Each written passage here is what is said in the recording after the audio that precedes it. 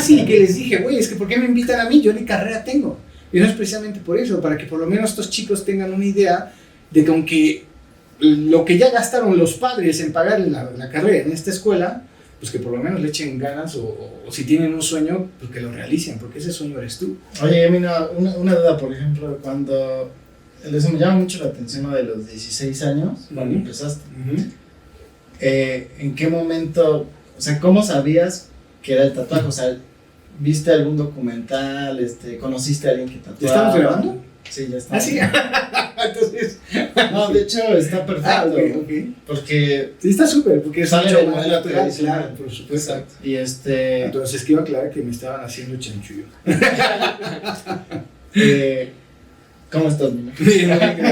Un gustazo. Un gusto estar con ustedes.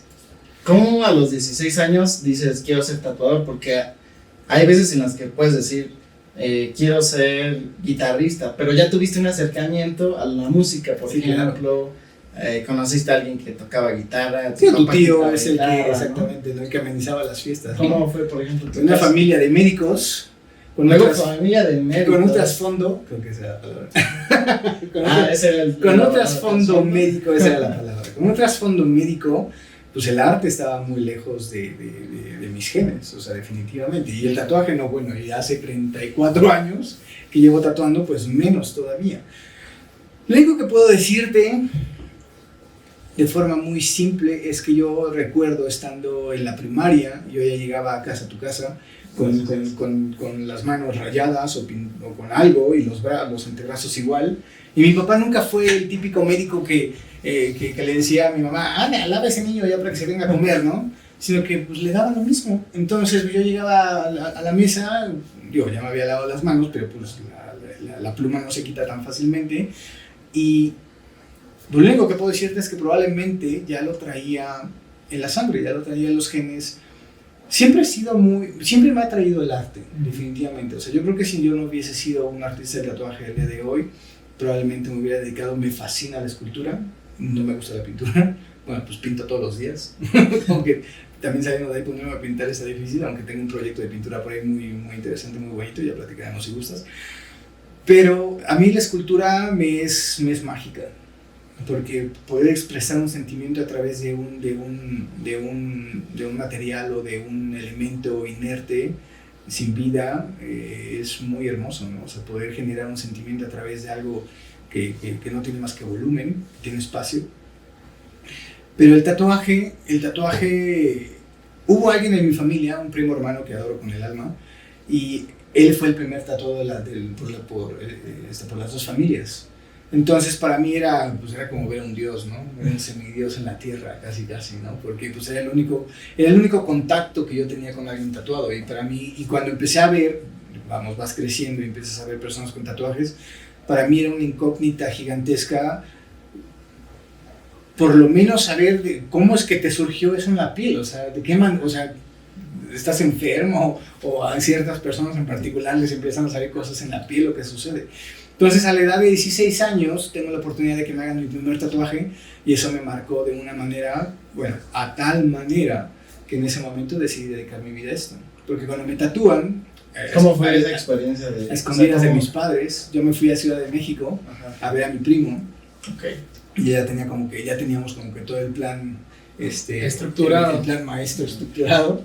Yo llego a casa de mi abuela y ya sabía que iba a llegar ahí y ya pasó por mí y en la noche, creo que fue esa misma noche, pues llegó la noche del tatuaje, ¿no?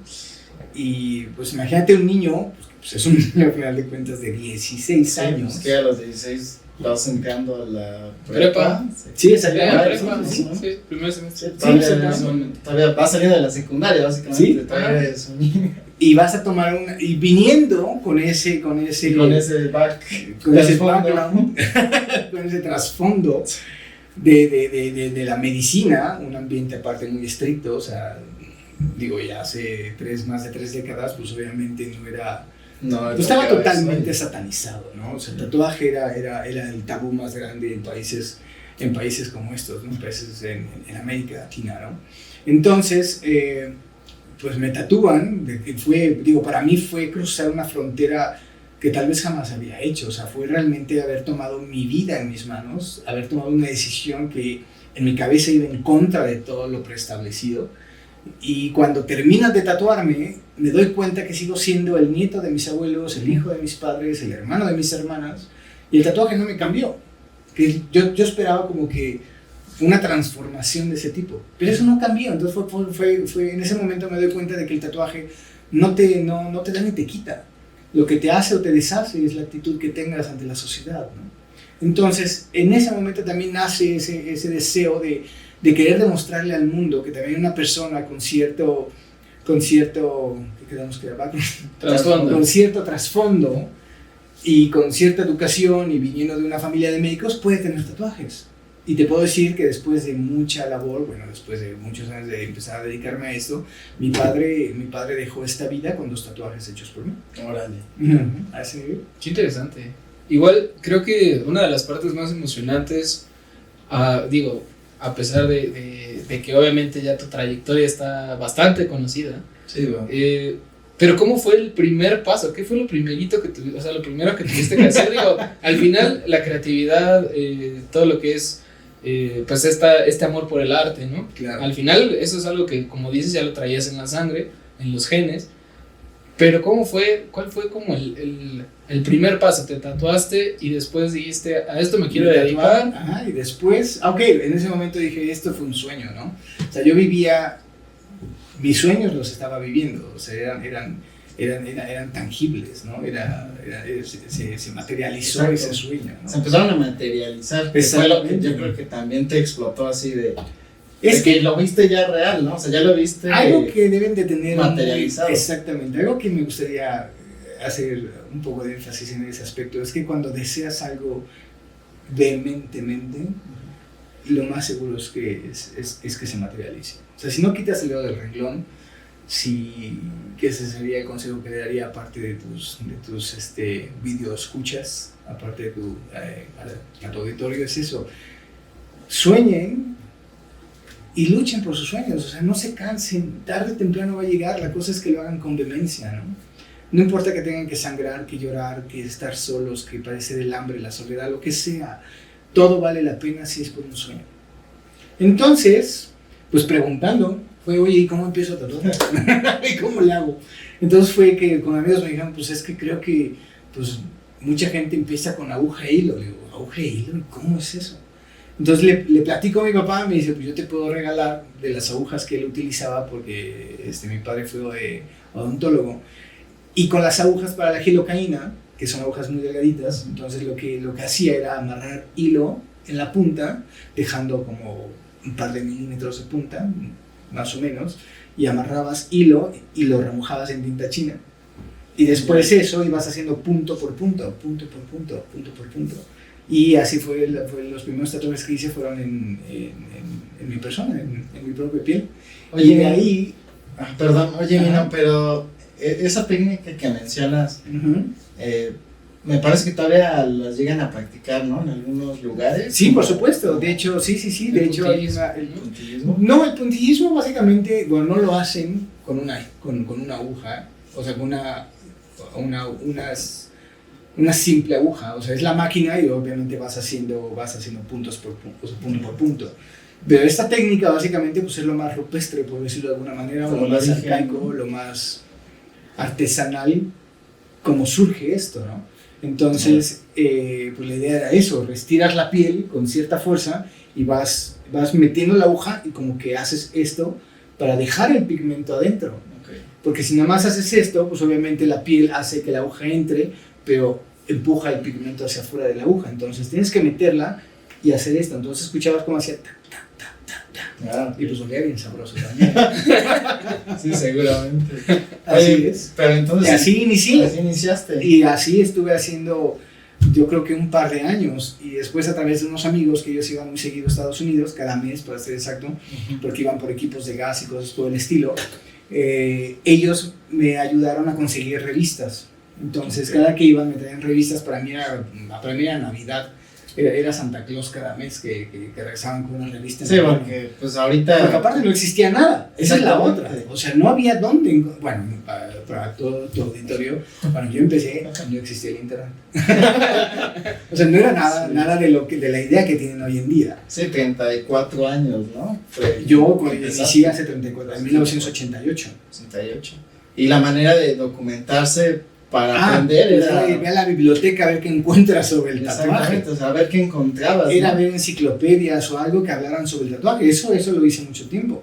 Y después cuando ellos me dijeron, es que allá sí hay revistas de tatuaje. Dije, te lo suplico, por amor de Dios, tráeme las que puedas, a ver cómo te las pago, ¿no? Sí, sí. Entonces ellos empezaron a traerme revistas y ahí fuimos a dar, pues leyendo todas estas revistas, todo este material y buscando a alguien que enseñara, fue que terminamos encontrando a la corporación Kaplan, de la cual el presidente es el señor Big Joe Kaplan, quien después se convierte en mi mentor y que de forma coincidencial muere el mismo año que mi padre, hace ya 12 años. Cumple 12 años este año mi padre de muerto, y hace 12 años muere también mi padre artístico. Pues fue algo muy extraño, ¿no? Que el padre que me hizo, bueno, mi padre y después mi padre artístico mueren el mismo año. Entonces, escribo a Nueva York, esta corporación está en Nueva York, obviamente yo ya viajaba a través de mis amigos, ellos me hicieron favor de traerme un equipo de esta marca también para empezar a tatuar. Entonces imagínate cuando llegó el estuche, paquete, con las eran 2 máquinas, la fuente de poder, pigmentos, agujas, etcétera, etcétera. Todo el kit para Todo el kit completo, exactamente. Entonces, pues literal, yo empecé a tatuarme también a mí mismo. ¿Por qué? Porque tenía que practicar en alguien, no había en quien practicar, ¿no? Claro. Y después, como al 4º año de estar, ponle que del 88 al 92 más o menos, 17, 18, 19, 20, no, al 93, que fue, yo me fui a Nueva York como a los 21 años más o menos. Okay. Que finalmente me aceptan en Nueva York porque les escribo y les estaba mandando videos, para aquellos que no sepan, pues mandaba unos videos en beta, no VHS antes, en beta. Porque no había otra forma de cómo mostrarles mi trabajo. Entonces me dijeron, mándanos fotografías, mándanos videos para ver tu trabajo, porque aparte eso fue lo chistoso, no era una corporación que aceptara novatos o que aceptara gente de cero, o sea, tenías que llegar tatuando. Entonces yo dije, qué graciosos, ¿no? Sí. Así como cuando te van a contratar, que vas a de la universidad, pero necesitamos que tengas 10 años de experiencia. Pues yo voy saliendo. Sí, ¿Cómo sí, que sí. 10 años? ¿No? Hasta la fecha lo siguen aplicando. Sí, claro, ¿de dónde saco 10 años? ¿No? Entonces, bueno. O sea, pero algo que está parecido. Algo que está muy padre es que, o sea, eso ya te pone la vara muy alta de, pues entras y ya sabiendo, ¿no? O sea, ya tienes que saber. Entonces dijiste, pues me voy a poner a practicar para entrar. O sea, algo que nos llamaba mucho la atención es que has sido muy aferrado, ¿no? Como, sí, completamente. Sí, muy aferrado a quiero hacer esto y no quito lo de si aceptan, si me aceptan y tengo que aprender antes de que me acepten, pues voy a aprender. Pues tengo que aprender, claro, no hay otra, o sea, y darte de topes y como quieras verlo, pero definitivamente pues puedes verlo de esa manera. Yo lo veo como pues el tener ese deseo de realizar un sueño, de materializar un sueño, ¿no? Llámalo persistencia, llámalo tenacidad, como quieras verlo, pues esto es esa ecuación completa en la cual si te esfuerzas, pues lo más seguro es que llegues, ¿no? A lo largo de todos los lugares que has podido visitar, porque yo me quedé con esta idea de que pues sí, como tienes mucha razón, antes teníamos un tabú muy grande y satanizaban mucho gente tatuada porque normalmente era es que siempre son carceleros, ¿no? Y me va a robar, me va a asaltar. Era exclusivo de prostitución, de crimen, de muchas cosas, ¿no? Sí, justo, y precisamente creo que también es muy interesante que la gente que piensa eso, que realmente no se explaya en investigar un poco más de lo que realmente es la cultura del tatuaje, porque realmente estamos hablando de que esto tiene milenios de todo, o sea, de nuestros ancestros. Exactamente, ¿no? La edad que tiene el tatuaje. El tatuaje tiene la misma edad que la humanidad, porque el tatuaje es inherente a la humanidad y surgió como una necesidad, si que también platicamos de eso. Y mucha gente dice, una necesidad de tatuarse, pues aunque no lo creas, así surge el tatuaje en la humanidad. y empiezan a marcar sus cuerpos. El día de hoy no hay una sola cultura, no hay una sola tribu que haya existido o que exista que no marquen sus cuerpos de alguna manera. Ya llámalo tatuajes, calificación, modificación corporal. Todos, absolutamente toda la humanidad ha marcado sus cuerpos de alguna manera. Sí, y efectivamente creo que eso es lo más interesante y que se puede rescatar, porque creo que la mayoría de la gente pues no está con esta idea de quedarse con lo que a lo mejor los padres o tus abuelos te influyen mucho en esas decisiones, ¿no? Por ejemplo, hablando personalmente, igual cuando yo me tatué, bueno, pues fue lo primero de mis padres, no, ¿cómo crees que te vas a tatuar, no? Y no, pareces vándalo, y yo también era mucho Soy. Sí, literal. No parezco, exacto.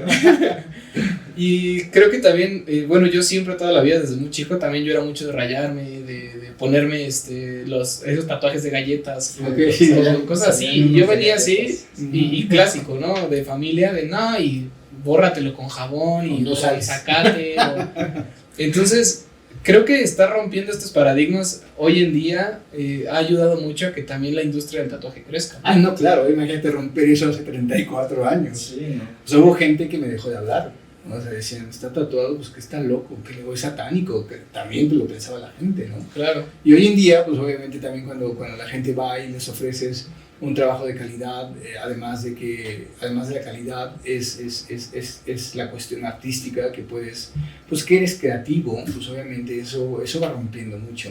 Y hoy en día hay personas que coleccionan tatuajes, que ellos van por el mundo coleccionando tatuajes o adquiriendo tatuajes de artistas de algún renombre, ¿no? Claro, y creo que también bueno, pues yo al menos, yo he escuchado muchísimo que te nombran demasiado, y no solo aquí, ¿no? O sea, realmente, yo también tengo amigos en Estados Unidos, y por varios lados que hasta dices, ¿en serio? O sea, como tú decías hace ratito, ¿no? O sea, ¿por qué está en Toluca? O sea, es que realmente eso es una idea que creo que a todos nos pasa. Es como, ok, viajó por tantos países del mundo, ha tatuado a N,000 gente, ¿no? Pero regresar acá, digo, por motivos personales y todo, creo que es de admirar que todavía pueda seguir en una trayectoria, que todavía pueda seguir creciendo, porque realmente considero que eres un artista que no se queda con lo que, bueno, pues ya hice, ¿no? No, claro que no. Sino aprendí esto, me sé tantas cosas, pero yo sé que puedo hacer más. Y vamos a conjugar esto y vamos a, así del rojo o azul sale morado, pues va a salir otra cosa si le pongo otra cosa, ¿no? Sí, creo que eso también es una idea de realmente ser creativo, ser artista. Claro. Porque la mayoría de la gente, como dices, a lo mejor, y sí, yo quiero tatuar. Pues sí, pero ¿qué estás haciendo para hacerlo? Exactamente. Hay un meme por ahí, ¿no? Es una de esas fotografías que se van a internet, de que está el chico así tirado en la cama, casi babeando, y hay una fotografía de un Cristo diciendo, mira, y quiere ser no sé qué, pues dices, ayúdate que yo te ayudaré, ¿no? Sí, no, y está muy cabrón eso, porque muchas personas quieren algo, pero o desean cierta satisfacción, ¿no? Claro. O sea, ya quieren disfrutar los resultados o los frutos, claro, sin antes. Es que un día creen que es como ir o pedirlas a Google, ¿no? Pues nomás le hacen tic, tic, tic, tic, enter, y pues ya te apareció, ¿no? Pero hay que entender de que una vida virtual, una vida cibernética, por decirlo de alguna manera, ustedes no me dejarán equivocarme, pues obviamente una cosa es que vayas... Mira, el problema es que, ¿qué es lo que hace la gente hoy en día? Abre los ojos en la mañana y lo primero es ver quién te escribió por WhatsApp o ver quién te escribió por Instagram, ver qué subieron tus amigos a las redes. Entonces no te estás ocupando de tu vida, estás perdiendo el tiempo ocupándote de la vida de otras personas. ¿Y dónde están tus sueños? Porque hay personas como los bloggers, como los influencers, lo que tú quieras, que viven de eso. Y tú quieres llegar lejos solo viendo lo que sube otra gente a internet, pues es una pérdida, estás perdiendo tu tiempo. Ahora, si estuvieras navegando, si estuvieras incursionando en internet para darte ideas de cómo hacer tu producto mejor, eso es diferente, porque entonces estás estudiando. Pero si crees que nada más de estar jugando o hacer TikToks o hacer lo que tú quieras pues vas a ser rico o vas a tener alguna satisfacción. Pues, bueno, sí tienes la satisfacción. La satisfacción es instantánea y ahí sí termina. Sí, pero no es una satisfacción que perdure. ¿Sí me explicó? Esa es la diferencia. Yo tuve que trabajar para que esa satisfacción de algún día decirme tatuador, pues no se quedara en, pues ya hago tatuajes con aguja e hilo y tinta china. ¿Cómo? Y hasta ahí vas a llegar, o sea, hay mucho más. Y arriba de ti hay muchísima más gente. ¿Qué esperas para llegar más lejos, no?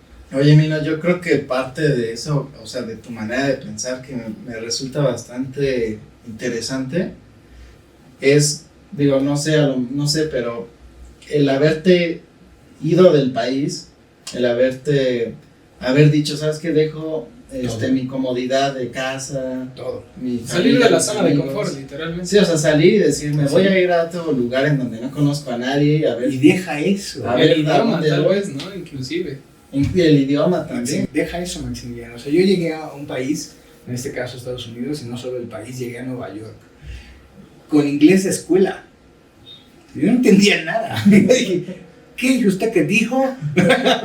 Porque decía, es que ese no es el inglés que yo sé. O sea, no entiendo lo que me están diciendo. Entonces fue complicadísimo, porque aparte, y después la gente me decía, oye, qué bonito hablas inglés. Le digo, pues era casi de yes, I do, ¿no? Como escuelas, como de clase, ¿no? Pues era inglés de escuela. Ya estando ahí fue de que tuve que ponerme a la altura y empezar a enriquecer mi vocabulario. Porque yo no sabía que, por ejemplo, yo vivía en White Plains, y ellos dicen White Plains, pero escribe como blanco, White Plains, ¿no? Entonces me dicen, ok, you're gonna live in White Plains. Y después con ese acento que tiene el neoyorquino, que aparte como que se comen las palabras, y yo, Dios mío, ¿qué dijo? Bueno, cuando compré el boleto para llegar al estudio de los Kaplan, pues yo iba con la dirección, ¿no? Y me pregunta una negra en el expendio de boletos, esto fue en Grand Central Station.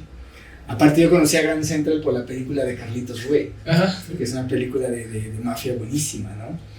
Esa era para que entiendan, tu referencia, para que entiendan, chicos y chicas, porque va a crecer así, ¿no? Pues no tanto. Y chiques. Y chiques.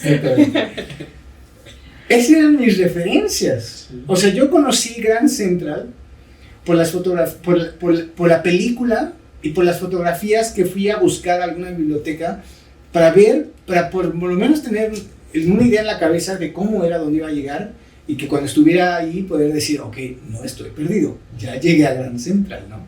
No es de que ahorita pues pones maps y pues caminando llegas, ¿no? Entonces sigo caminando y ya como a una cuadra veo una pared enorme con letras gigantes que dice Big Johansson Statue. Y ya dijiste, y ahí dije, un alivio, ¿no? Estará abierto. Ese fue el problema. Dije, ok, ya llegué, pero ahora estará abierto, y si no, pues ¿qué hago? Pues me hubiera quedado ahí en la puerta toda la noche hasta el otro día, ¿no? Pues, o sea, ¿qué otra opción? Es que sí, ya. Tus opciones eran reducidas cada vez más. No, claro, además recordemos, no existía el internet. Bueno, ya no digas Google, no existía el internet.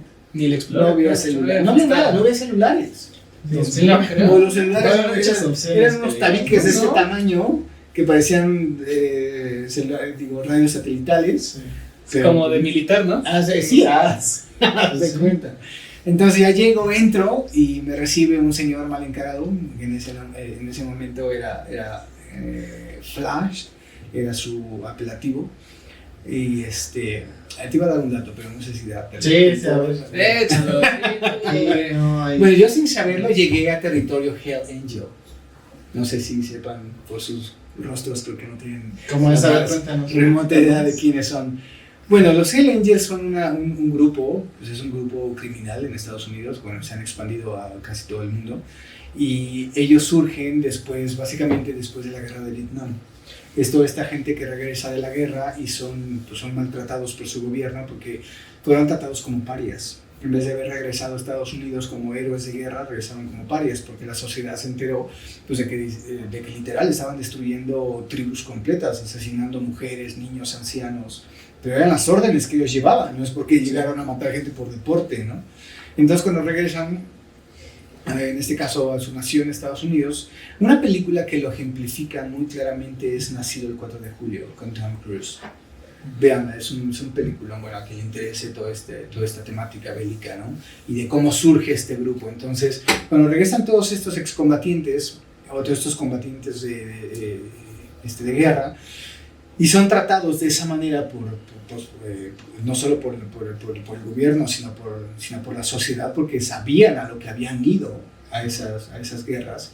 Entonces son tratados de manera discriminatoria, ¿no? Como perros, literal, ¿no? Sí. Entonces muchos terminaron en hospitales, pues en zonas de negros, que pues eran hospitales, era como, yo creo que llegar a, no sé, no me imagino, ¿no? Por un lugar donde no había ni medicamentos ni nada, y con lesiones que requerían amputaciones o llegaban amputados y con gangrena, y bueno, un infierno. Sí. Realmente vivieron cosas espantosas. Entonces, ¿qué es lo que hizo esta gente? Fue organizarse y valerse por sí misma. Y es cuando empiezan a organizarse y empiezan a hacer grupos, y uno de esos grupos son los Hell Angels. Hay una serie que realmente ejemplifica la vida de los Hell Angels, que es Sons of Anarchy.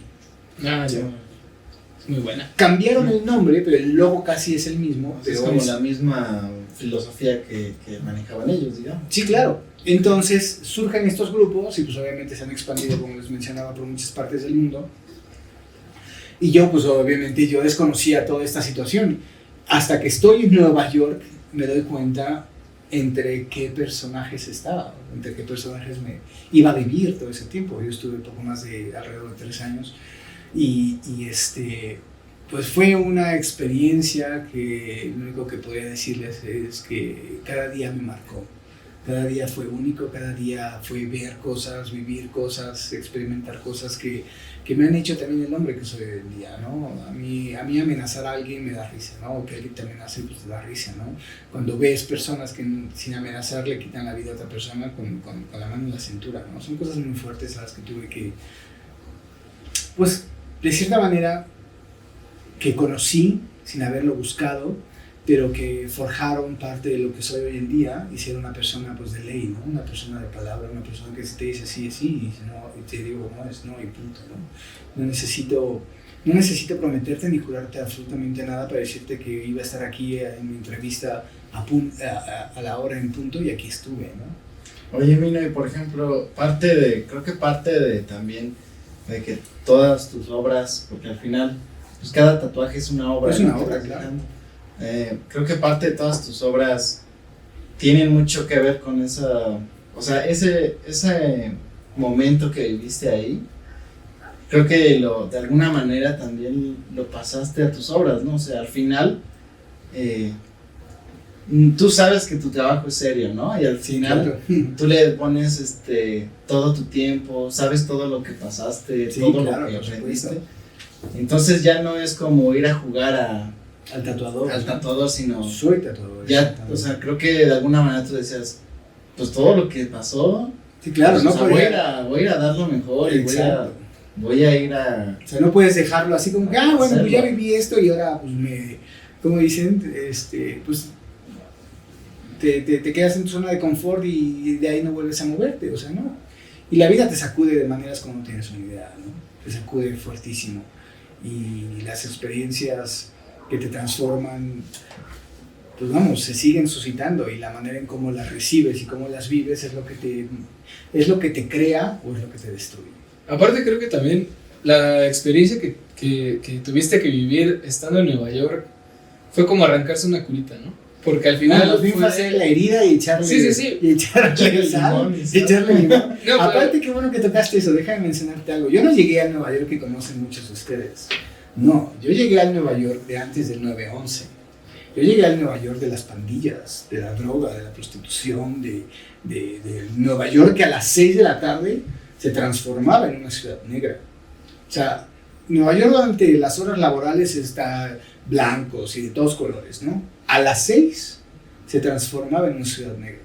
Y cuidado con que vieran que no eras de ahí, porque no te la acabas. O sea, ¿y qué hacías? O sea, ¿tú qué hacías cuando llegaban a ser las 6? No, bueno, ni salías, el estudio no estaba en la ciudad de Manhattan como tal, estaba, como ya les mencionaba, en Mount Vernon West, no me acuerdo, pero uno de los dos. Entonces yo vivía, Joe Kaplan me llevó a que yo estuviera, mi estancia fue en Whitplains. Y de ahí yo me movía hacia Mount Vernon. Entonces realmente mi estancia dentro de la ciudad de Nueva York o dentro de Manhattan pues realmente no fue tan grande, pero pues era increíble conocer la ciudad y ver esa transformación, ¿no?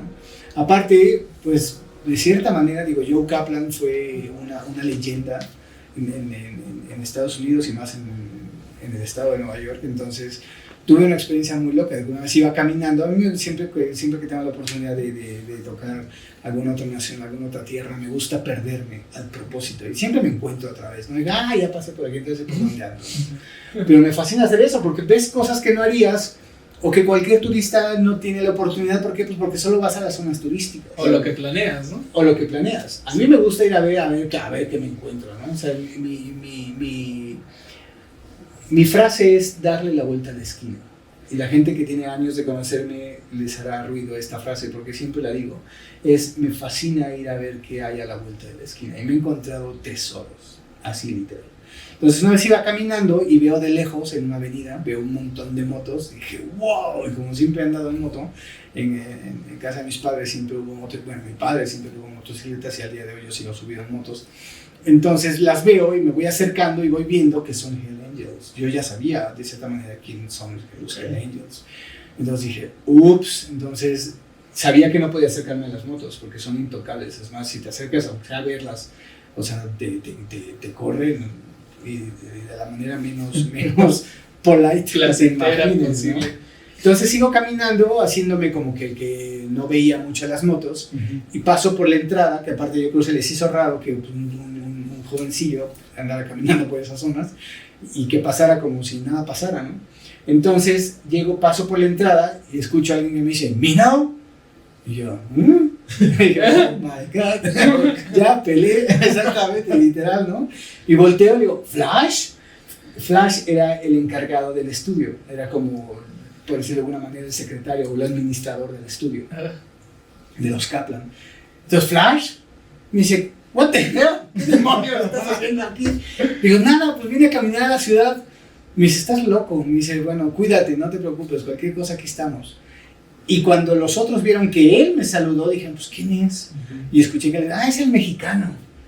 Y dije, el mexicano que está con Joe Kaplan. Entonces le dije, wow, pues te sientes como pavo real, ¿no? Que la mafia te conozca, ¿no? O sea, aparte no era cualquier grupo de motociclistas, cualquier grupo de motociclistas, eran los mismísimos Hell Angels. Entonces después de ahí pues ya me sentía, pues te empodera, ¿no? Entonces le dices, güey. Ya más seguro. Claro, claro, porque yo podía decir, soy el mexicano, así como solo hay uno, ¿no? Pero sí, fueron experiencias muy padres, fue algo increíble. Oye, Mino, después de Nueva York, ¿qué haces? ¿Para dónde te vas? Regreso a México, continúo con el estudio en Villada, que fue un estudio que duró bastantes años. Después de ahí surge una invitación a Chicago. Un amigo que tatuó en México, su familia es de México, pero él vivía en Chicago. Entonces, él conocía a uno de los estudios de antaño, de los primeros estudios en Chicago. De hecho, los primeros estudios en Chicago fueron Jade Dragon, si mal no recuerdo, y The Wizard of Ink, el hechicero de la tinta. Y The Wizard of Ink estaba muy cerca de la casa donde vivía esta persona. Entonces él llegó a verlos y les dice, oiga, miren lo que me hice en México. Y ellos le dijeron, ¿por qué no invitas a tu amigo a que venga a tatuar unos días? Entonces él después de unos días me habla por teléfono y me dice, Mino, le digo, ¿qué pasó, Juan? Me dice, no lo vas a creer, que si quieres venir a tatuar a Chicago. Le digo, ay, sí, güey, ¿cómo? Sí, ¿cómo? Como si esas cosas pasaran. Sí, como si esas cosas pasaran, exactamente. Entonces le dije, ¿en serio? Me dice, sí. Le dije, bueno, pues déjame organizarme. Pero yo en ese inter estaba abriendo un estudio en Cuernavaca. Tuve un estudio también en Cuernavaca. Y viví un par de meses, una cosa así en Cuernavaca. No recuerdo exactamente cuánto tiempo estuve en Cuernavaca. Y fue que me vuelve a hablar y me dice, a ver, güey, te están esperando, ¿vas a venir o no? O sea, es en serio. Le dije, ¿cómo? ¿No es cuento? Me dice, no, tarado, casi, ¿no? Digo, pues déjame cerrar Cuernavaca. Cierro Cuernavaca, cierro Toluca y me voy para Chicago. Entonces llego a Chicago y al otro día estoy tatuando. O sea, así de, Así de, sí, así. Y después estuve en una convención en San Diego, en que San Diego me conocen otras personas y me invitan a trabajar a Austin. En Austin estuve creo que estuve casi un año. En Austin estuve trabajando para River City Tattoo, que fue el primer estudio de todo Austin. El dueño es, bueno, él se hace llamar Diamond Glenn, y en español decía el Diamante Glenn. Un monote así enorme, rubio, ojos azules, pero muy buen tipo, ¿no? Y estuve ahí, trabajé, bueno, en Estados Unidos trabajé en Austin, Dallas, San Diego, San Luis, Missouri, Chicago, Nueva York, Toronto en Canadá, Porto en Portugal, Valencia en España, Brujas en Bélgica, y donde viví más tiempo fue en Holanda, 5 años, en Dordrecht, que fue la última ciudad donde viví. Y yo regreso a México, que mucha gente me dice, bueno, ¿puedo saber qué carajos haces en México? Y bueno, yo regresé por cuestión de salud de mi padre, que finalmente muere, y pues ya no iba a dejar sola a mi mamá, y es por lo que decidí, bueno, me quedé en México porque gracias a Dios me va muy bien, si no, pues ya me hubiera ido, ¿no? Que de todas maneras en Holanda me siguen diciendo que cuando me regreso. Entonces, pues bueno, veremos cuánto tiempo más aguanto. ¿cuánto tiempo más? O sea, algo que me llama la atención de esto es que tú, o sea, regresas a México después de Nueva York, ya vuelves a tener, o sea, tienes ya tu estudio consolidado. Bueno, con un papel que me acreditaba como artista de tatuaje a nivel internacional, con la firma de los Kaplan, ¿no? Pero aún así dices, dejo porque voy a agarrar la oportunidad de irme a Chicago. O sea, muchas personas dirían, no, pues ya para qué vas si ya aquí ya tienes tu estudio, ya Sí, tienes, claro. ya agarraste, digamos que cierta comodidad o ciertas cosas, pero volver a decir, no, ni madres, voy a cerrar porque hay una oportunidad que, pues, quién sabe qué Creo que puertas eso es pudiese parte de mi abrir. carácter, crecer, Maximiliano. No podría decírtelo de otra manera, es crecer, es evolucionar, es aprender de cada escenario que te pone la vida, cualquiera que sea este escenario, hasta de relaciones personales, vivencias, y siempre he sido esa persona, siempre estoy abierto, siempre he estado abierto y aún a mis 49 años sigo estando abierto a seguir aprendiendo, a seguir experimentando, ¿no? Entonces pues surge la oportunidad y sí, como bien dices, pues yo podía estar muy bien con mis papás en casa, teniendo uno que otro tatuaje de vez en cuando y tatuando y haciendo un nombre o irme otra vez a la aventura. Entonces dije, a mí se me quemaban las habas por irme de México, ¿no? Entonces dije, bueno, pues cerramos todo y nos vamos para Chicago. Algo que creo que también podría ser muy interesante, y digo, esto es obviamente con tu consentimiento de si nos pudieras compartir este dato curioso, es, digo, ¿perdón? No es cierto.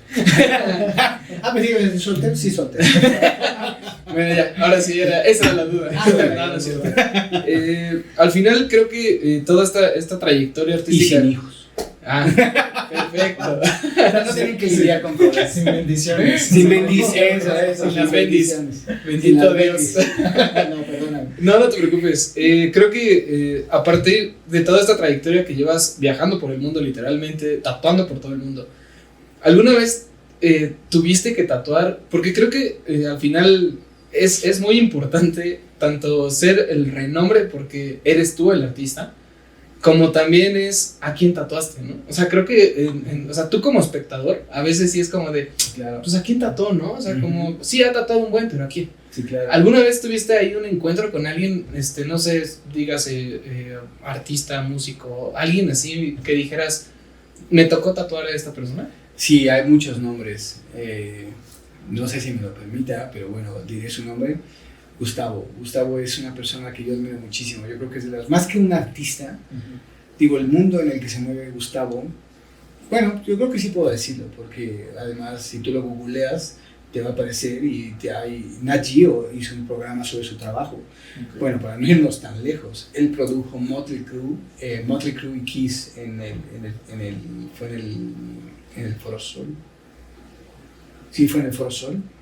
Y él produjo Iron Maiden, creo que en Monterrey, Guadalajara, no me acuerdo. O sea, esas son las ligas que maneja Gustavo Ferreiro. Y cuando supe quién era y que él estaba buscando mi trabajo, pues para mí fue un honor. O sea, realmente sí. O sea, que te busque alguien de ese tamaño está cañón, ¿no? O sea, Gustavo Ferreiro era, pues me quería tatuar con el mejor de Austria y pues va y se tatúa y se regresa, ¿no? ¿Cuál es el problema?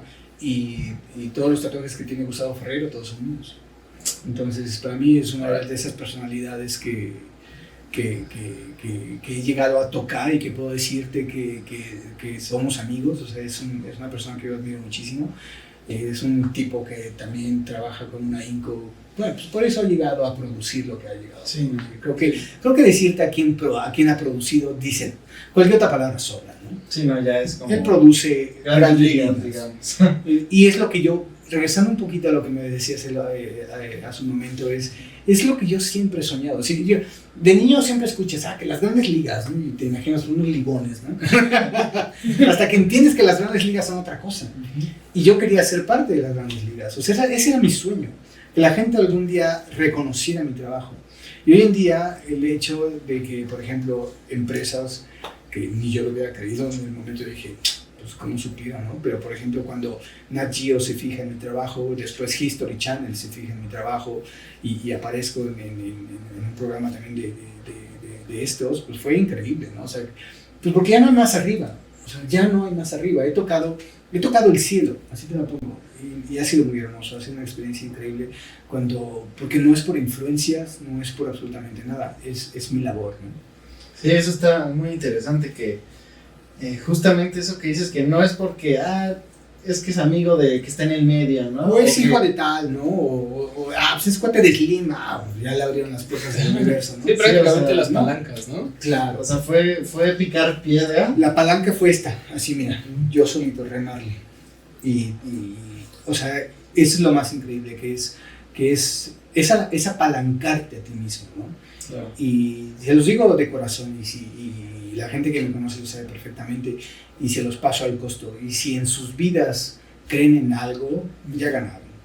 Llámalo Dios, llámalo. Tengo amigos indígenas que cuando estás con ellos y cuando te despides, su despedida es que el gran espíritu esté contigo. Es una de las frases más hermosas que me han dicho, que el gran espíritu te acompañe. Oh my God. ¿Sí me explico? Sí, claro. Es hermosísimo. Te sientes hermanoso, ¿no? Sí, claro. Igual creo que algo interesante que podríamos, que nos pudieras compartir, entrando más al tema de tu trabajo como tal. A lo largo de estos viajes por el mundo, supongo que te has topado con literalmente técnicas de tatuajes desde, ¿cómo se dice? Como rupestres hasta Sí, más actuales, he ¿no? tenido la oportunidad de poder presenciar, por ejemplo, el moco. El moco es la palabra neozelandés para designar el tatuaje maorí, o el tatuaje japonés, que también es hermosísimo, ¿no? Entonces, no tengo ningún tatuaje de ese estilo porque nunca fue así como que mi hit tener algo Que representara, ¿no? Algo así de ese estilo, ¿no? Pero sí los he visto así a 1 metro de distancia, ¿no? He estado conozco personas que saben utilizar las varas japonesas para hacer el irezumi. Irezumi es la palabra para tatuaje en japonés. Entonces, pues sí, ha sido increíble ver la técnica y tratar de aprender de ella. Tengo más o menos el conocimiento porque incursioné de cierta manera en ello, pero no como para adoptarlo, no como para explotarlo, sino más bien para tener la sensación. Además que de cierta manera pues yo lo hice desde el principio, porque pues yo era tatuarme y tatuar a mis clientes. Tengo varios clientes, varios amigos, entre ellos, bueno, sí, por respeto, no creo que... Bueno, el nombre yo creo que sí, ¿no? Mi amigo Gastón, ya después les digo quién es Gastón, y Aarón, y Baruch, y varios amigos que tienen tatuajes con aguja e hilo.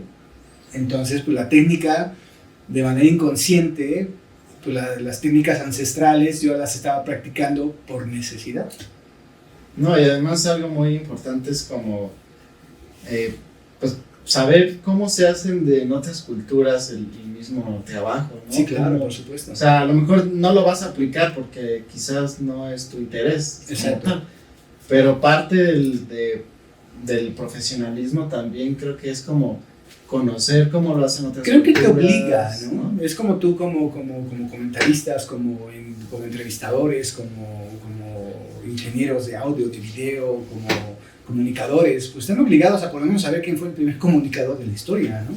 O por lo menos ser interesante, ¿no? Que no solo Que no solo es o me di a conocer por la gran cantidad y el super equipo que poseo, sino que también sé historia, porque eso también te complementa, que es algo muy importante. O sea, que no solo sea, pues sé patear el balón, pero no sé ni siquiera de qué está hecho, ¿no? Claro. Oye, Mino, una duda. En tu proceso creativo me llama la atención, ¿cómo lo ejecutas? O sea, por ejemplo, te piden un tatuaje, ¿no? A cierta hora.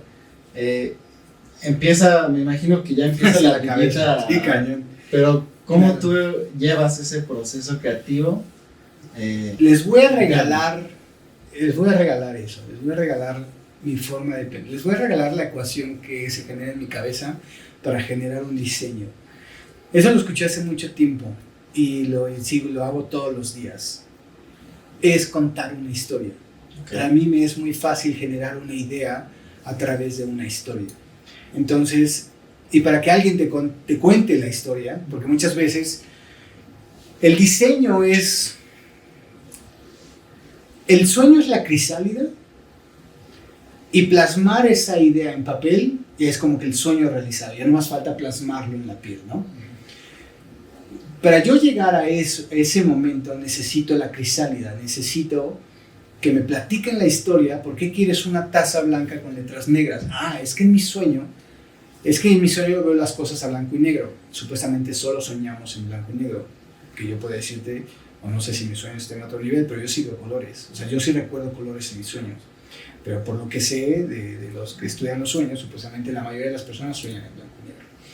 Entonces, cuando puedes tener esa conversación con la persona, que aparte tienes que ser muy empático con la situación, o con el estado anímico de la persona para que se pueda abrir, porque hay personas que llegan a tatuarse eufóricos porque ganaron, no sé, las elecciones, ¿no? Por decir algo, ¿no? Ganaron la Olimpiada o lo que tú quieras, ¿no? Entonces tienes que ponerte a su altura y sonreír con ellos y, oye, qué interesante, qué padre. ¿Por qué no puedes decirle, no, sí, van a decir, sí, ya siéntate, yo te voy a tatuar. Esto le valió que eso mi historia, ¿no? Sí. O les bajas toda la autoestima, ¿no? Sí, que esto le importó poco que yo vengo feliz. Y viene la contraposición. Puede llegar alguien deprimido, ¿por qué? Porque perdió a alguien, porque fracasó en algo, porque no sé qué, y quiere recordar ese momento doloroso, y no lo vas a recibir, no pasa nada, vente, te invito a algo, ¿no? O sea, sonríe. Oye, pues si vengo a enterrar a mi pariente, no me pides que sonríe. Entonces tienes que ser empático.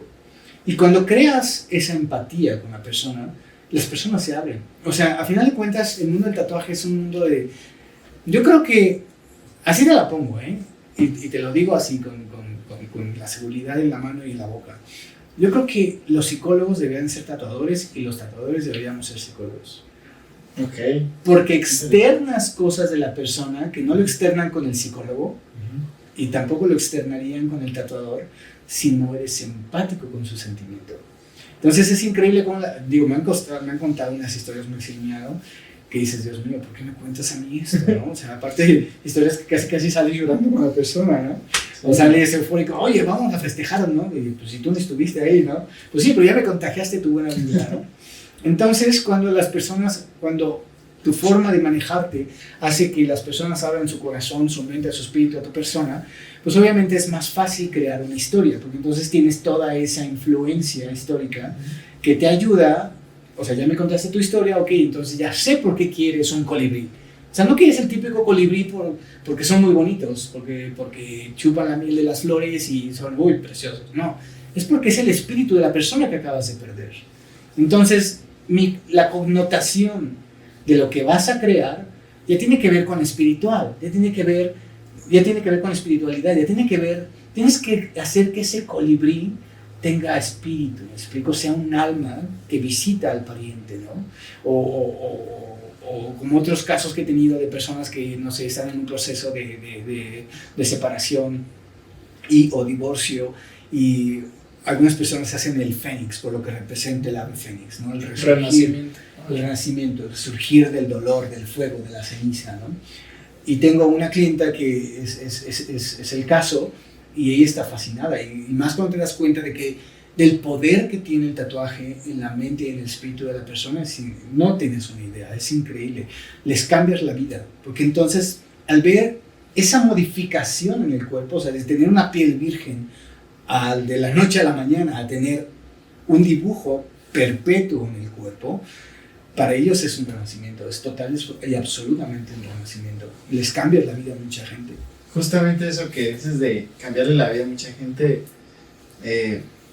creo que ha de ser increíble ver cómo a lo mejor llega una persona y se va como si fuera otra, ¿no? Se va como otra, literal. O sea, llegan como una, lo dijiste perfectamente. Vienen del infierno con la mente o con los ojos en el paraíso. Es increíble. Y dices, los que vienen del paraíso, los mandas al infierno. Los mantienes en el Los paraíso. mantienes en el paraíso, exactamente. Haces que recuerden ese paraíso. Creo que también una parte importante que tengas de tocar, creo que es más que interesante, creo que es demasiado humano lo que haces. Realmente, cuando tú vas, y digo, no menosprecio a ningún tatuador, ¿no? Al final todos son artistas y digo, al final tú vas con el que mayor confianza te da, claro. o no, es que quiero realismo, ¿no? Y vas con alguien que se especializa en realismo, ¿no? Uh-huh. O lo que sea, al final es eso. Pero generar la misma, o el mismo sentimiento, la misma emoción que le podrías generar a alguien, por ejemplo, que le cubras un tatuaje, que le cubras marcas de nacimiento, Claro. cicatrices, ¿no? Uh-huh. A mí me gusta mucho el mundo del tatuaje, a pesar de que no incursiono en él, Uh-huh. pero me gusta mucho ver programas de tatuajes. O sea, todos los pocos que hay, Uh-huh. había uno que se llamaba Tattoo Nightmares. Ajá. Y, Sí. y este estudio se dedicaba precisamente a generar ese sentimiento. Es que a mí me tatuaron, por ejemplo, ¿no? Un símbolo nazi. Uh-huh. Y me lo tatué por güey, ¿no? O sea, Sí, porque claro, fue así de la locura, la ¿no? premiaba. Y dice, pero ahorita ya me da problemas, mi esposa me quiere, Sí, claro. no sé, ¿no? Y le hacen un diseño así que dices, wow, o sea, creo que la verdad eso es algo muy admirable. Gracias. La gracias. verdad. Y sí, es parte de la labor de uno como tatuador. Digo, como bien dices, hay personas que lo hacen exclusivamente por dinero. Y bueno, pues cada quien tiene sus razones. Pero definitivamente cuando tienes la posibilidad de escuchar y en algún momento hasta generar algún buen juicio de ayuda a tu cliente, a la persona que se ha acercado a ti, pues se convierte en algo mucho más allá que un simple tatuaje, que nada más arte, ¿no? Se convierte en terapéutico, así te lo pongo, se convierte en total y absolutamente terapéutico. Sí, es que realmente es eso. O sea, un tatuaje te puede cambiar desde una perspectiva Para bien y para mal. para bien y para mal. Claro. Efectivamente. He conocido personas, he tenido la oportunidad de tatuar neonazis fuera de México, todo esto ha sido en Canadá, Estados Unidos y Europa. Y he también conocido personas que en algún momento estuvieron o fueron parte de algún grupo ario y obviamente pues se dieron cuenta de que tal vez no era el mejor camino y cómo buscan desesperadamente eliminarse esos diseños, eliminar esos diseños en la piel, porque sus vidas ya no funcionan con esos tatuajes. Un tatuaje también te puede condenar, ¿no? O sea, claro. puede ser total y absolutamente, te puede condenar, te puede denigrar, te puede mandar al infierno, y al mismo tiempo el tatuaje te puede hacer voltear a ver el cielo nuevamente. sí, total. Oye, a ver, Mino, quiero que nos cuentes de Uh-huh. la vez que conociste a un vampiro. La verdad es que sí, fue algo.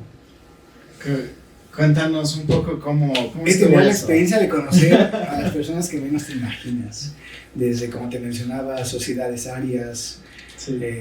nazis. He conocido, digo, es fuerte lo que voy a decir, pero pues bueno, pues es lo que Dios por la vida me ha permitido.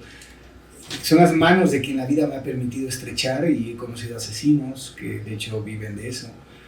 Eso fue en Canadá, también en algún momento en Estados Unidos. Y aprendes como no tienes una idea. He tenido oportunidad de haber conocido excombatientes de guerra, haber conocido personas que estuvieron en Vietnam, ha sido de las cosas que más me han marcado. Y sí que hace rato platicaremos al respecto. Ese fue FO. Efo es un señor que tiene su estudio en Houston, si mal no recuerdo.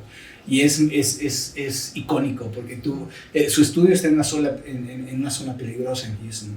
Okay. Pero es increíble porque tú vas al estudio y ves todas las paredes de los locales contiguos grafiteadas. El estudio está impecable y continúa el graffiti. Es cuando dices, wow, este güey es ley, ¿no? Sí, sí, sí. Pues estamos en la Respetable. wow. Porque su estudio es el único pedazo de muro que no está grafiteado. Entonces dices, qué loco, o sea, pues ¿quién es Efo? ¿No? Después te platicaré quién es Efo. Él estuvo 3 años en Vietnam y estuvo como prisionero de guerra. Las historias que cuenta, dices, no, o sea, lloras, aunque no quieras, por muy duro que sea tu corazón después de escuchar el sufrimiento al que es sometido el ser humano en ese tipo de lugares, en campos de concentración. Es increíble a veces concebir que la humanidad tenga esos sentimientos y que sea capaz de generar ese daño a otro ser humano, ¿no? Es increíble.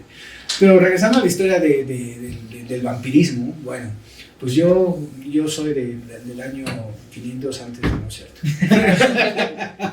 Yo era el vampiro. Yo era. Ya vine a descubrirme aquí con ustedes. No, eso fue en Canadá, fue una historia muy loca. Llega un amigo del dueño del estudio, yo trabajé para Lower East Side, está en Scarborough, que es un suburbio de la ciudad de Toronto. Entonces llega este chico, un tipo con la piel súper blanca, pelo negro largo, con los párpados negros, maquillados, vistiendo de negro, pero pues un mono. Te das cuenta, tipo el vampiro canadiense, no sé si sepan quién fue el vampiro. Sí, claro. Un luchador, exactamente, sí. ¿No? Y todo mal encarado, y yo dije, oye, ¿quién será este tipo, no? A mí medio me saludó, entonces dije, pues mucho que necesitara que me saludaras, ¿no? Entonces ya después me entero. ¿No sabes quién soy? Soy el mexicano. El mexicano. Y una amiga española era muy chistosa en Holanda, me dice, tú eres el mexicano. Bueno, entonces ya lo conozco, no recuerdo el nombre. Y Stuart después me dice, no, es vampiro. Le digo, no seas payaso, por no decir otra cosa, ¿no? Digo, ¿es qué? Me dice, sí, güey. Me dice, es más, ven, para que escuches esta historia, ¿no? Y es una historia que contaba el tipo con mucho orgullo, y la esposa, a veces estando presente, pues la esposa, tú veías que, pues sí, se sentía denigrada, ¿no? Pero es que, imagínate lo que contaba, ¿no? Entonces, en esa ocasión, pues me siento a escuchar la conversación que tenían, y empieza a decir que sí, que él se decía vampiro, ¿no? Y a tal grado, bueno, es que la gente que está muy inmersa en esas locuras, por decirlo de alguna manera, sin faltarles al respeto, aunque pues realmente yo creo que sí necesitas tener un tornillo un poco flojo, pero él lo que decía, y que le generaba mucho orgullo, era hacer saber a la gente que él se bebía la mensualidad de la mujer. Sí, así como lo acabas de escuchar. Como vampiro, ¿no? Sí, como vampiro. O sea, practicaba... Y como no podía morderla y sangrarla, porque pues fuera mujer, yo creo que tendría unas cicatrices gigantescas en el cuello, pues mensualmente la bebía. Entonces decías, sí, que wow, así de wow, ahorita vengo, voy al baño. Entonces, y después, bueno, ya pasó eso, y ya yo había regresado a México, y un día platicando con Stuart me dice, oye, ¿te acuerdas de Vampiro? Le digo, sí, ¿qué pasó? Ya se murió. Oh, que la canción, pues no queda vampiro. Salió al sol. Exactamente. Pero entonces, era como los de Crepúsculo. No, esas son mariconadas, ¿no? Pero bueno, entonces sale y le pregunto, bueno, ¿y cómo es? ¿Y qué le pasó? Y fue por una sobredosis de droga, ¿no? Pero pues sí, la vida me ha permitido estrechar la mano de un vampiro, ¿no? Bueno. Es un vampiro que no brillaba. Un cuasi vampiro, Un casi vampiro. opaco. Y así un montón de gente, ¿no? Por ejemplo, lo que te mencionaba sobre Efo, si quieres que te platique sobre él. Sí. Él fue un personaje que me marcó, o sea, de haberlo escuchado, el haber, podría decirte de cierta manera, como una alusión, que pude de cierta manera vivir Vietnam a través de las palabras de Efo. No sé cuál es su nombre de nacimiento. Él, cuando regresó de Vietnam, se cambió el nombre por Efo. Okay. Una F y una O. Y dije, ¿qué significa Efo? Y lo creí cuando vi su licencia. Y su licencia dice F-O. F.O. Órale. Porque no pueden poner eso en la licencia, pero se cambió el nombre a Fuck Off. Que se llama ¿cómo? Así se llama. O sea, yo no lo creí. O sea, yo lo creí hasta que. O sea, te lo digo porque lo vi. O sea, yo no te contaría cosas. O sea, yo no he hecho cuentos, ¿sí me explico? Sí, cualquiera pensaría que era Fernando. Exactamente, Fernando. F.O., ¿no? Sí. No sé. Ojinaga, ¿no? Así un apellido, ¿no? No, Carlitos, con mucho respeto, fue él, es que es un amigo. Es el apellido que me llegó a la mente. Si es que ves la entrevista. Pero no, él se cambió y le preguntas cuál es su nombre de nacimiento y no te lo dice. Cuando regresó de Vietnam, por lo que les platico que vivió y cómo lo recibieron en Estados Unidos, él cambió su nombre, porque en Estados Unidos puedes hacerlo, y su nombre es Fuck Off. Y después de conocer a alguien con ese nombre, pues ya te imaginas las historias. Él estuvo dentro de un campo de concentración vietnamita y lo que él me platicaba, pues es el infierno. Él me lo dijo una vez. Me dice, Mino, yo estuve en el infierno. Yo estuve en el infierno, no me acuerdo cuánto tiempo, te mentiría, no recuerdo si fueron 3 años o 3 meses. En mi cabeza tengo 3 años. Pero para haber sobrevivido un campo de concentración tanto tiempo, pues es casi imposible. De hecho, el nivel de la expectativa de vida de un combatiente norteamericano en Vietnam, ¿saben el dato? No. ¿Qué se imaginan que era la expectativa de vida de alguien en combate en Vietnam? 15 días. Sí, 2 semanas. Digo, sí, más o menos. Esa era la expectativa de vida de un combatiente en Vietnam. O sea, te ibas a Vietnam, pues mejor despídete porque lo más seguro es que en 15 días No le regresas. manden una bandera a tu familia. No, y además, haber estado tanto tiempo es todo lo que se tuvo que haber visto, padecido, o sea. Exactamente. Con ellos jugaban, tenían como una especie de ruedo de donde se juegan los gallos en México. Y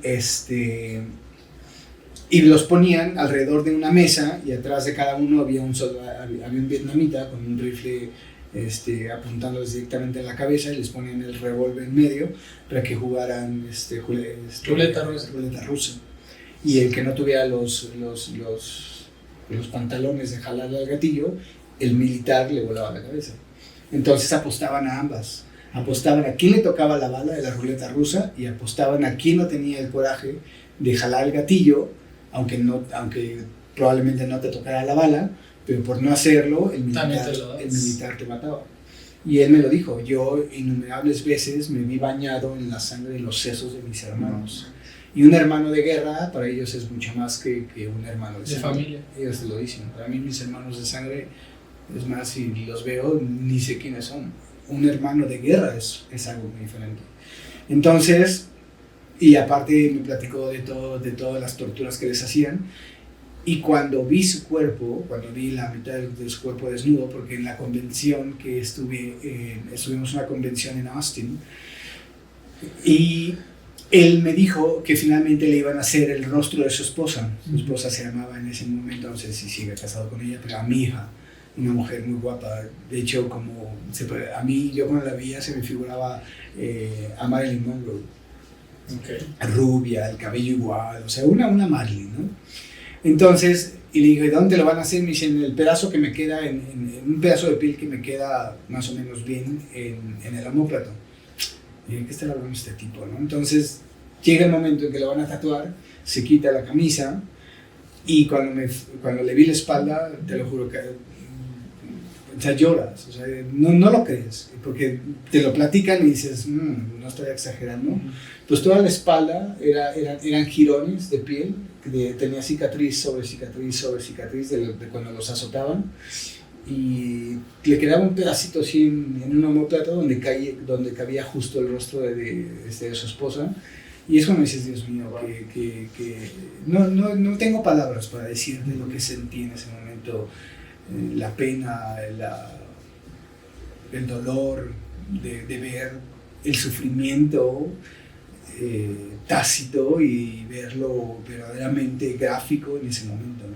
Sí, Y creo que también la fortaleza de él.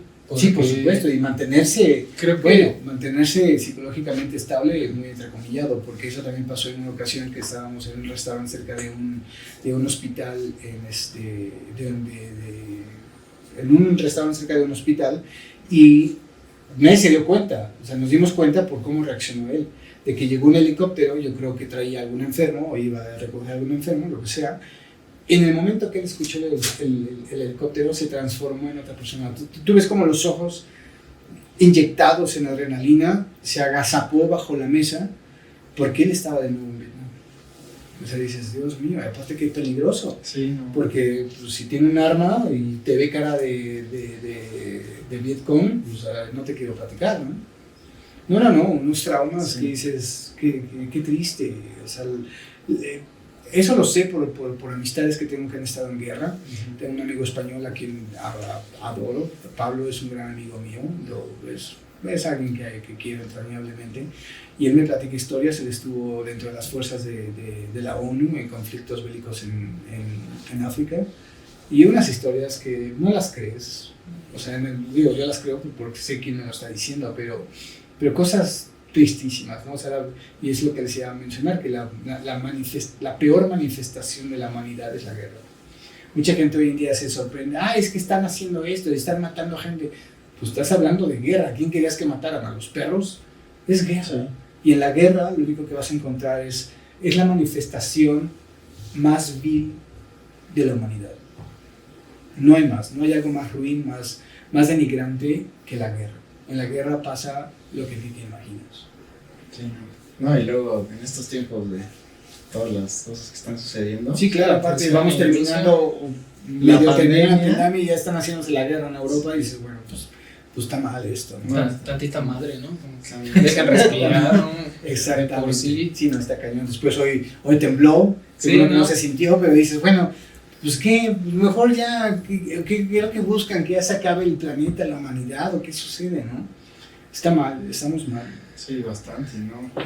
Y, oye, Mino, y si nos pudieras compartir por ejemplo, algunos personajes o personalidades que has tenido la oportunidad de tatuar. Nos platicaste ahorita de unos, pero que nuestros televidentes, videodentes puedan... oyentes. Pues, por ejemplo, estuve invitado en un programa de History Channel cuando hicieron Íntimo con Danielle Colby. Danielle Colby es la host o la anfitriona del programa de Cazadores de Tesoros, que es la que manda a Rick y al otro chico que ahora tienen que ir a esta ciudad y los están esperando en una bodega con un montón de cosas.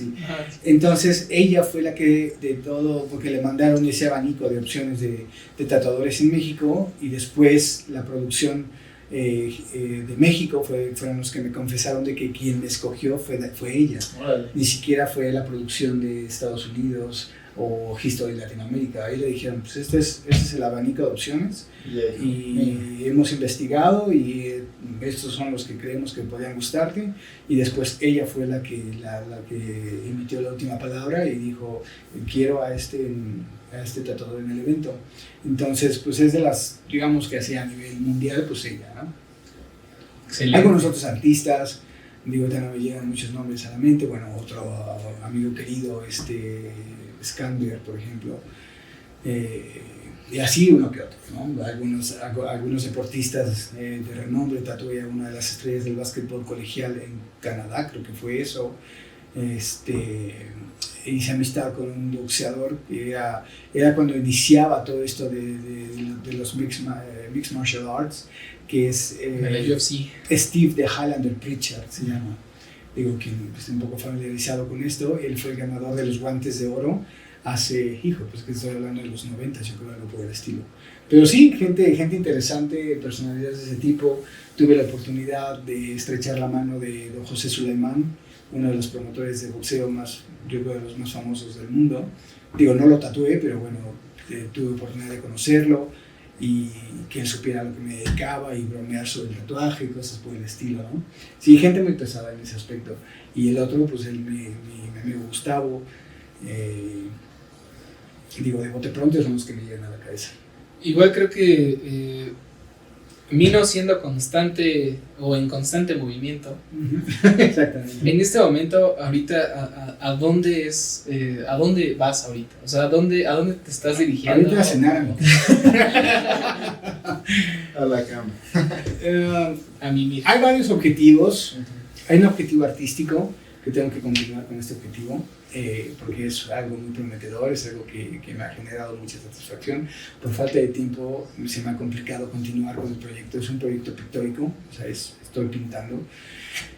Y pues ha habido personas interesadas en esta obra y es lo que me obliga a continuar con ella. O sea, yo pensé, yo lo había hecho por una inspiración y me agradó la idea y dije, bueno, lo voy a dejar como que en un estadio muy, muy personal, muy personal.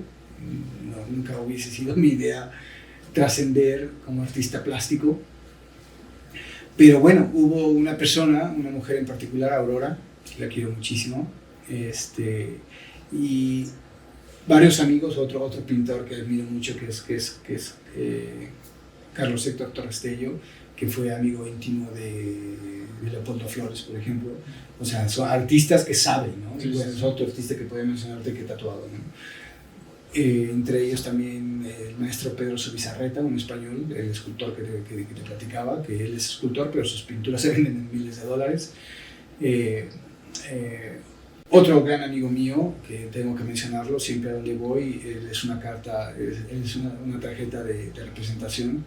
De hecho, todos conocen en México y internacionalmente, todos conocen el trabajo de Julio Villegas, por quien también me quito el sombrero. Yo se lo he dicho, si tú fueras tatuador, qué miedo, porque estás cañón. Y todos conocen su obra, y lo digo porque todas estas películas de la Llorona y de las leyendas de México, el Santos y la Tetona Mendoza, y todo el Don Gato y su pandilla, son dibujadas por Julio. Entonces tiene una habilidad, y lo ves dibujar y dices... Maestro. Sí, un monstruo, ¿no? You are God. Dibuja increíble, o sea, Julio es Julio, ¿no? Yeah. Y en algún momento incursionó en el mundo del tatuaje, compró sus máquinas y lo estaba enseñando, pero pues bueno, es un hombre ocupado también, afortunadamente es un hombre de éxito y pues bueno,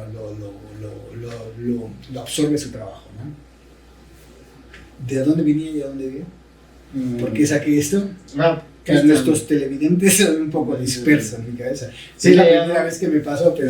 ¿Hacia dónde iba? ¿Hacia dónde voy? Ok, pues bueno, Julio vio la obra y le gustó, Carlos vio la obra y le gustó, otro amigo, Cristian, que se maneja también en cuestiones de museos, es el director de uno de los museos o del Museo de Valle de Bravo, y también me dijo, mira, es que tienes que hacer más de esto. A mí Carlos me dijo, necesito que me hagas 2 series de 20 obras para exponerte. Le dije, no seas payaso.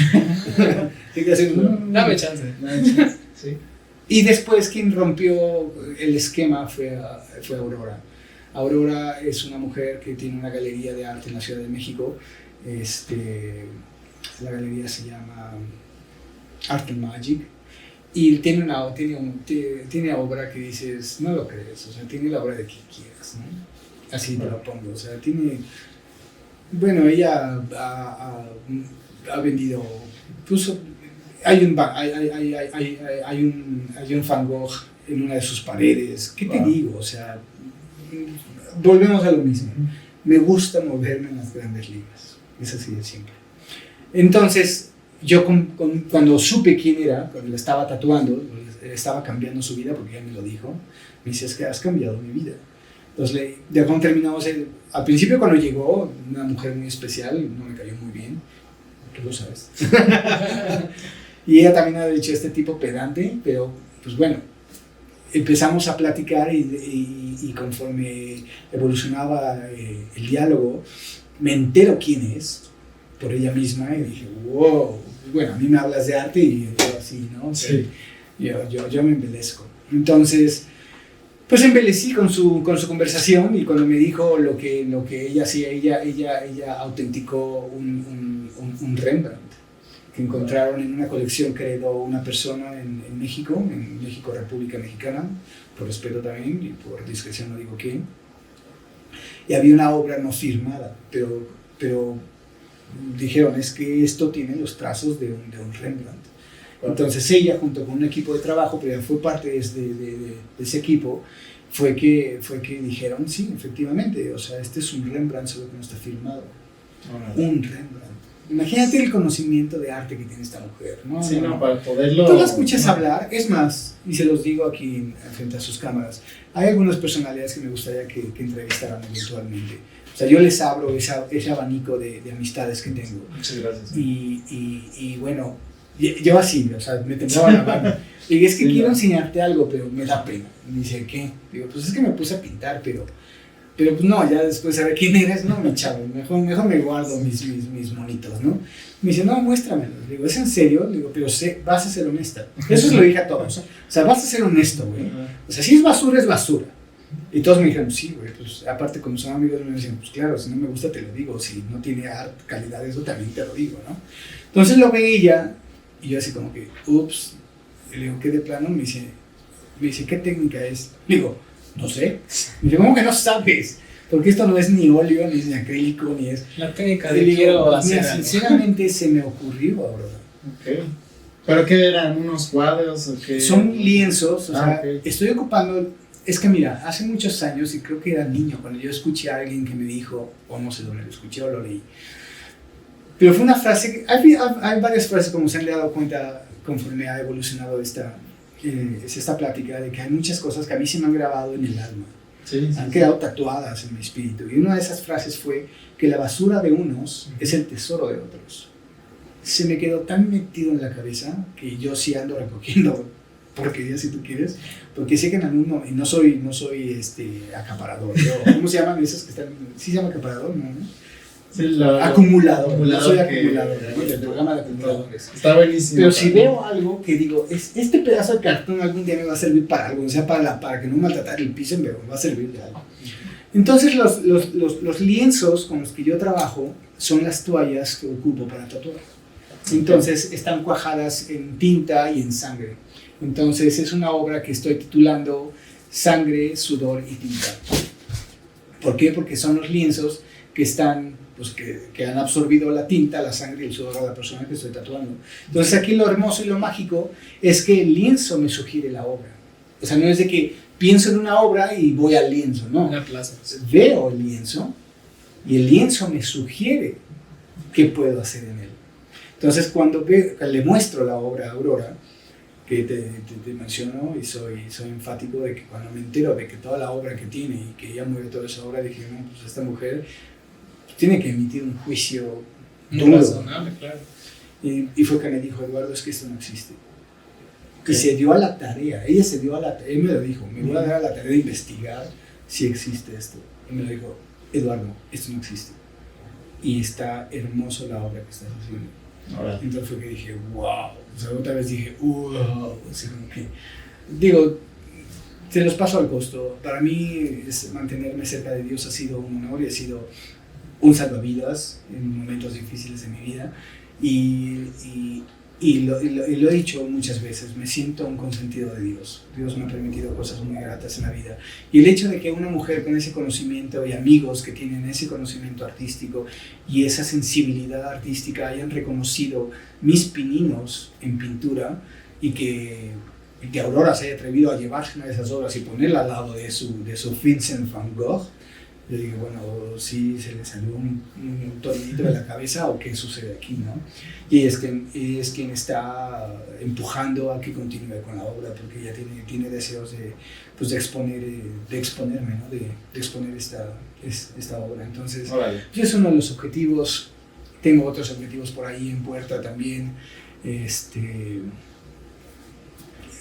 Digo, esto ya se está fraguando, por eso se los platico. Pero dicen que cuando tienes una idea, pues no la platiques porque tal vez se va, ¿no? Sí, sí, sí. Y al rato, oye, ¿qué pasó con lo que ibas a hacer? Ah, pues mejor que bueno que no dije, ¿no?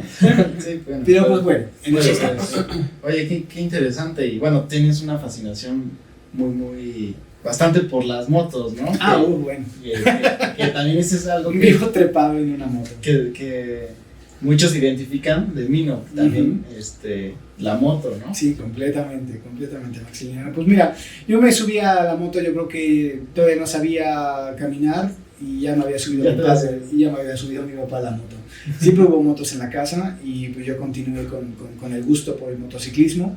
El día de hoy pertenezco a un motoclub, he sido fundador de un motoclub que es el que pertenezco con el corazón. Shadow Legion es a quien pertenezco, son mis hermanos.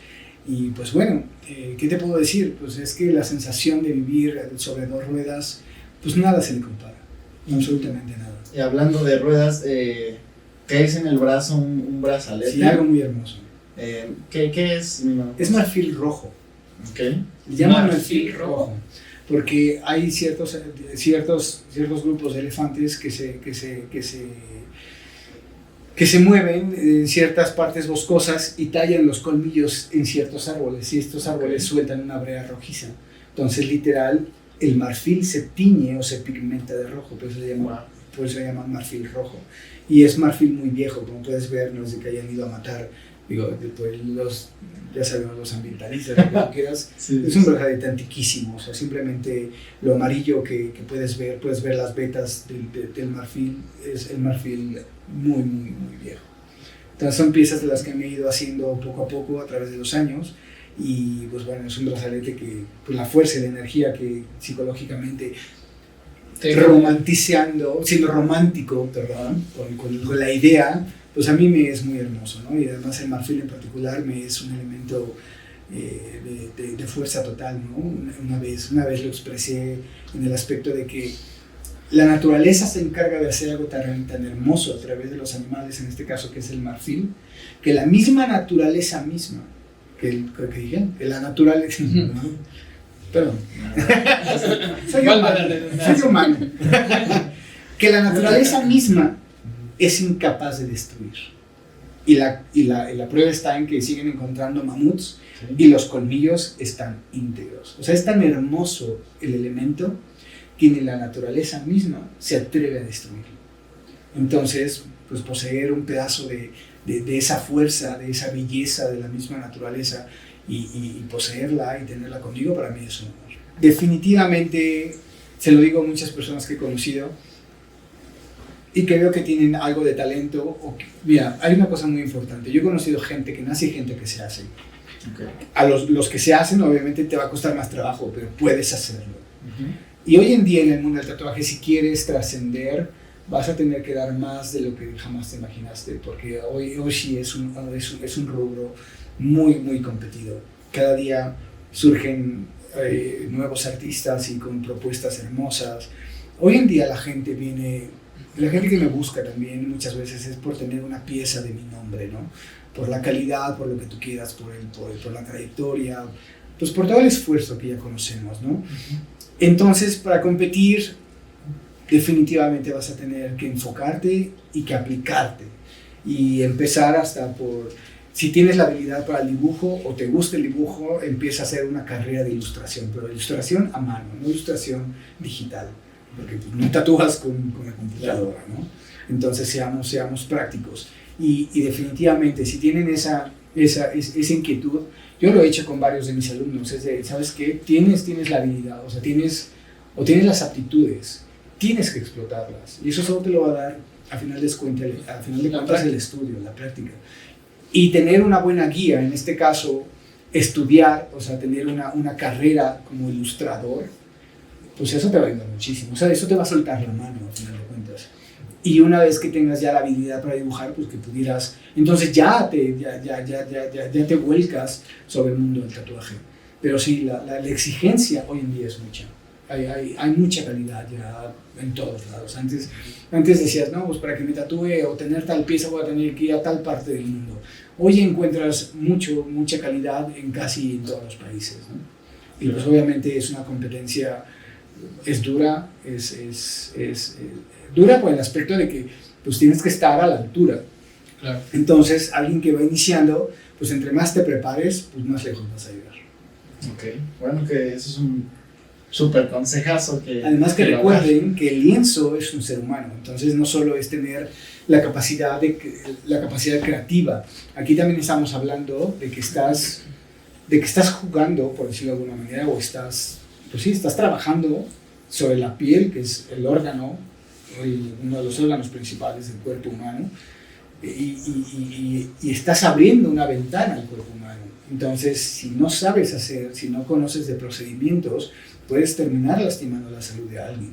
Entonces, no solo es ser un buen dibujante y después ser un buen tatuador. También necesitas tener mucha conciencia sobre el daño que puedes generar si haces una mala praxis. Entonces, son cuestiones en el mundo del tatuaje que no solo es eso, soy bueno dibujando y me voy a poner a tatuar. Tienes que cuidar, además de que también tú estás en un riesgo. Tú no sabes, porque tú no sabes realmente si la persona a la que estás tatuando tenga alguna enfermedad. Y sin querer te lastimas con la máquina con la que lo estás tatuando, pues ya no digas SIDA, cualquier otra enfermedad que traiga te la estás pasando tú mismo. Sí, claro. Por no tener cuidado, por no saber manipular todas las herramientas con las que estás trabajando. De hecho, a nivel profesional, el que corre riesgo es uno. Porque yo no sé si la persona a la que estoy tatuando tenga alguna afección de salud. Y si yo no manipulo adecuadamente todos los instrumentos y me llego a lastimar con esa aguja o con lo que sea, que esté contaminado con su sangre, pues el que se la está pasando soy yo. Claro. Sí, ¿no? Porque a nivel profesional te puedo decir que realmente mis clientes el riesgo es inexistente.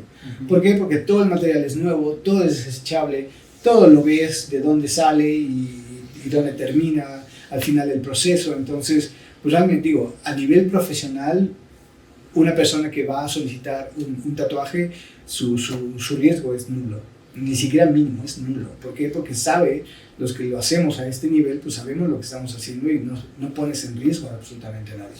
No, sí, digo, afortunadamente, aparte del gran conocimiento en cuanto a técnica y todo, pues el cuidado que tienes Claro, es bastante, definitivamente. muy, muy profesional. Pues estamos llegando al final de este episodio, Mino. La verdad es que todo lo que nos platicaste fue como un viaje. Sí, fue como un viaje de... Me hicieron viajar a mí también. No, estuvo padrísimo. Creo que literalmente está plasmado en las cámaras lo que estás acostumbrado a hacer, que es Gracias. generar una historia. Gracias. ¿No? Eso. Creo que este episodio va a ser una historia completamente. Súper, me encanta la idea. Realmente creo que hablo por todos cuando digo que ha sido un tremendo honor tenerte por aquí, haber aceptado la invitación y todo lo que nos dijiste al principio lo vamos a tomar muy en consideración porque tienes toda la razón. Y eso lo voy a ver, no te preocupes. Y Sí, al final esperamos y vamos a después hacer otro encuentro en próximos tiempos. Después. Y- Futureando. Sí, estaría en un futuro padre, estaría ¿no? muy padre que pudieras volver aceptar otra invitación. Sí, por supuesto. Ya en un Traemos futuro. lo que lleve pictóricamente Estaría ese buenísimo. proyecto. Sí, estaría buenísimo perfecto. eso. Muchas gracias, Mino, de verdad, Claro. gracias por tu tiempo. De nuevo, pues, agradecerte todo lo que has dicho, todo lo que nos has contado y los tips y todo lo que pues la gente se puede llevar, ¿no? Que puede escucharlo, verlo también y que pues algo puede aprender, que también es como parte esencial de esto, es como que pues no es entretenimiento nada más, sino también puedes aprender Claro. un buen, ¿no? Puedes Claro, aprender por a agarrar hay tips de todo esto que nos estás diciendo. Tuvimos efectos especiales de como que... Sí, cada cierto tiempo. Del inframundo. Cada cierto se movieron tiempo cosas, se iba sí, moviendo. aguas, Eso está. La energía. Es que movemos energías. lo que no sabes es que eso ya estaba completamente Sí, ¿no? Y montado. efectos especiales, Sí, todo, ¿no? sí. Era Sí. para que se viera especial, ¿no? El episodio especial, Claro. sumamente especial. Muy bien. Bueno, pues para los que son los fonditos, vamos a dejar las redes sociales. Algunas claro que redes sí, sociales, redes para que sociales, te ¿no? sigan, para que. Básicamente en Facebook me encuentran, en Instagram, Twitter y TikTok y Pinterest me encuentran como Mino Tatuajes o Mino Tattoos, es básicamente como me encuentran. Perfecto. Y si me ¿Y el googleas estudio? Mino Tatuajes te va a aparecer en todas esas plataformas. El estudio estoy en Toluca, en la calle de Morelos Poniente, para que no nos pase como Mino, Nueva York. Como Western Morelos Poniente, 1405 letra A. Estamos Ok. de martes a sábado, de 11 de la mañana a 7 de la noche en horario corrido. Ahí estoy para atenderlos.